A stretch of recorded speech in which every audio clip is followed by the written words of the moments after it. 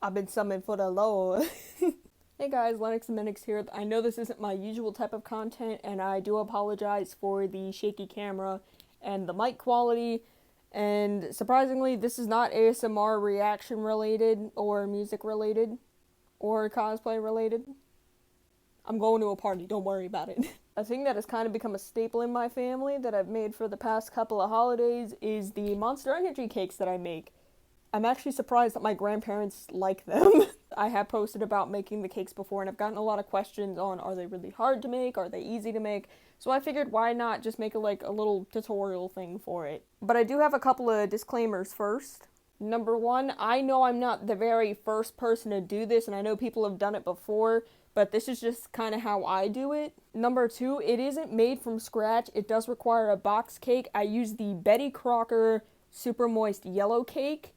Don't use the butter recipe. I have tried making one with the butter recipe in the past, and it didn't work. But I think at this point I might as well just let the tutorial speak for itself. So, yeah. I made this cake early this morning before I put makeup on, so ugly jump scare incoming.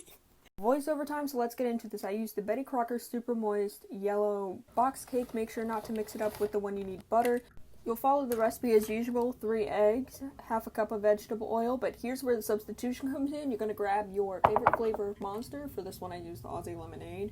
And instead of 1 cup of water, you're going to substitute that with whatever flavor of Monster. You're going to pour it in. It's going to fizz, but it is not going to overflow. And you'll have enough to have a little extra drink. And then you get to stirring. It is going to fizz and kind of foam almost, but it will not overspill.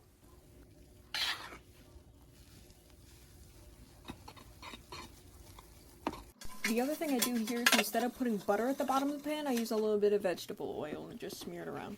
That's just me adding food coloring to the batter, mixing it a little bit, hard to do with one hand, and pouring it in. I did do multiple colors. I apologize for the switching camera angles, but I preheat the oven to 350 and then I put it in there for 35 minutes. I was constantly checking on it and it was ready after 32 minutes, so I ended up taking it out a little early.